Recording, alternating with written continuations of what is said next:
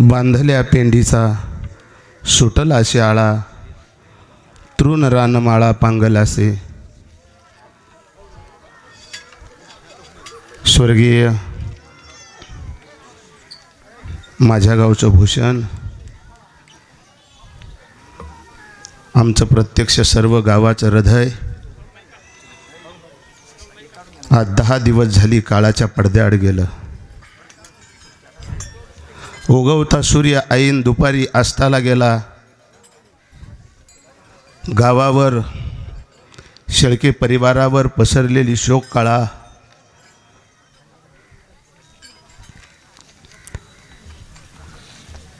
अति झालेलं हे दुःख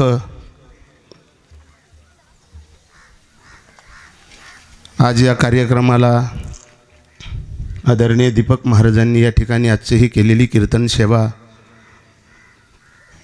महाराज, जन्मभूमी आणि कर्मभूमी ही माणसाची ठरलेली असते. जन्मभूमी जरी आमचं येवला तालुका ठाणगाव असेल, पण श्रीहरी महाराजांची कर्मभूमी अकोला आणि संगमनेर हीच ठरली. काय नियतीचा खेळ विचित्र असतो. जी व्यक्ती हवीशी वाटते तीच व्यक्ती भगवंत तुमच्या आमच्यातून हिरावून नेतो. आज आदरणीय हरिभक्तीपरायण उभ्या महाराष्ट्राचं वैभव, माणसाच्या मनामध्ये केलेलं एक घर, प्रातस्मरणीय आदरणीय हरिभक्तीपरायण निवृत्तीजी महाराज देशमुख इंदुरीकर.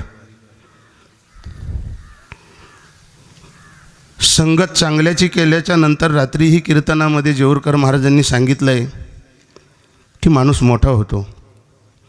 आयुष्यात संगती अशा पद्धतीची असावी. आणि बाबांचं सानिध्य श्रीहरी महाराजांना लाभलं. पुत्रवत प्रेम आदरणीय शालिनीताई असतील, माझे बाबा असतील, यांनी पुत्रवत प्रेम श्रीहरी महाराजांवर केलं. बाबा, वजना इतका पैसा आपण खर्च केला असता, नियतीनं संधी दिली असती तर.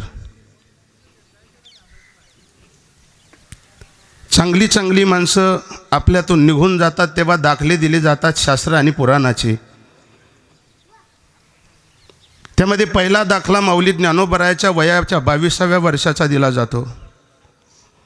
तदनंतर जगद्गुरू तुकोबरायाच्या 42व्या वर्षाचा दाखला दिला जातो. कधी रामकृष्ण परमहंस, तर कधी स्वामी विवेकानंद, तर कधी राजा छत्रपती. अर्ध्या आयुष्यात ही चांगली माणसं निघून जातात.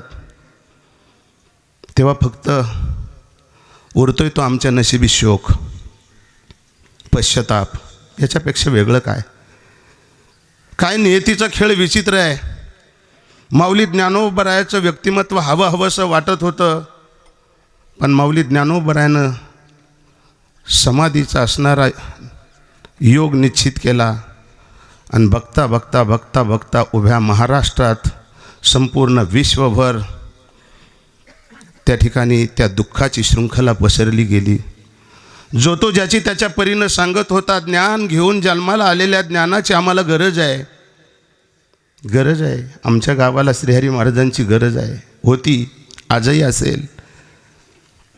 जसं माऊली ज्ञानोबरायाची गरज होती, पण माऊलीचा निर्णय पक्का. 3 भावंडांनी म्हणे उष्ण आयुष्य दिलं, आणि माऊली ज्ञानोबरायाच्या आयुष्यामध्ये 6 वर्षाची बढती झाली. कुणीतरी उष्ण आयुष्य देण्यासाठी या वारकऱ्यातून उभा का राहिला नाही? मनोहर मामांसारखा महात्मा श्रीहरींच्या पाठीमागं होता. मामा, थोडंसं आयुष्य आमच्या श्रीहरीला द्यायला पाहिजे होतं. न बोलण्यासारखं, न सांगण्यासारखं. खरं तर ती वार्ता कळता क्षणी ब्रह्मांडाचा चालक म्हणे पंढरीचा पांडुरंग आई रुक्मिणीला घेऊन प्रत्यक्ष उपस्थित झाला.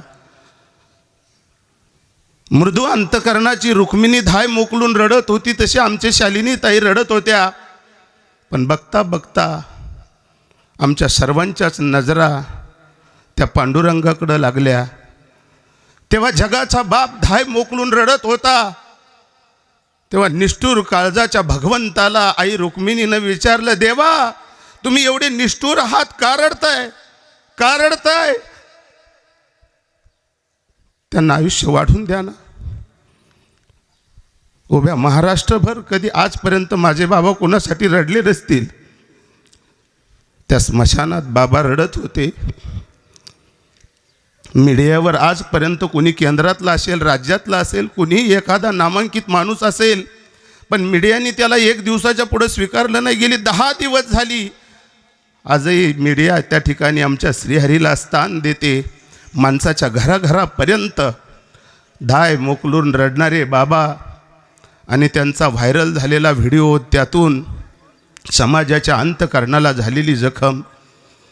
शेवटी भगवंत हातबल झाला आणि देवानं सांगितलं, रुक्मिणी हा एकच योगी मी नयनी पाहिला, त्याचं आयुष्य वाढून द्यावं वाटतं, पण तेही माझ्या हातात नाही. जन्माला येतानाच माणूस मृत्यूचं तिकीट घेऊन आला. मरणाची तब गाठोडे पदरी, जिने तोची वरी माप भरे. जगणं तोपर्यंतच खरं असतं, आयुष्याची दोरी संपत नाही. ना जाणू आम्हाला म्हणण्यासाठी हेच ठेवलं का महाराजांचं आयुष्यच तिथपर्यंत होतं. बस याच्यापेक्षा वेगळं काय. महाराज हे दुःख पेलवत असताना तुम्ही सगळ्याच गोष्टीचा भार आत्तापर्यंत उचलत आलात. आम्ही त्याचे साक्षीदार आहोत. भविष्यातही तुम्ही या परिवाराच्या पाठीमागे असाल.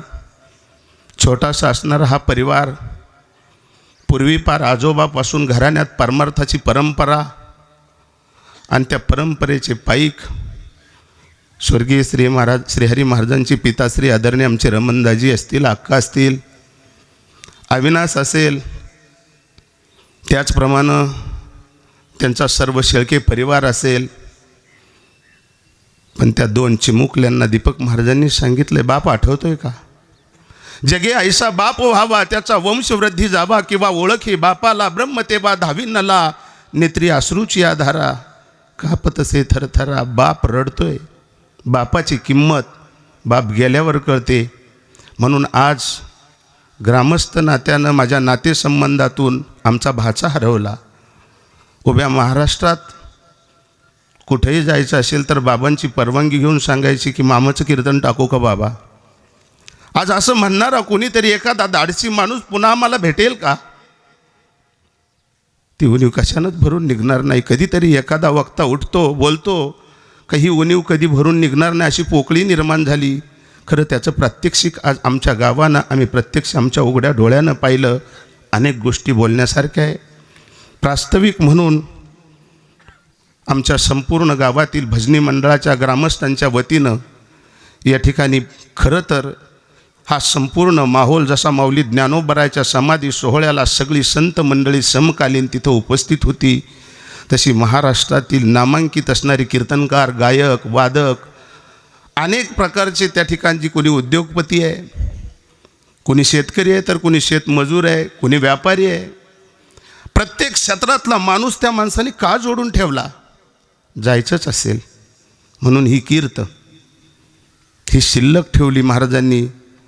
त्यांच्या त्या स्मृतीला वंदन असणारी जी 10वी असतात, आमच्या या पंचक्रोशीत झालेली 10वी श्राद्ध असेल, त्यामध्ये कदाचित आम्ही घाई गडबड करत असेल, पण आम्हाला आज कुठलीच घाई नाही करायची.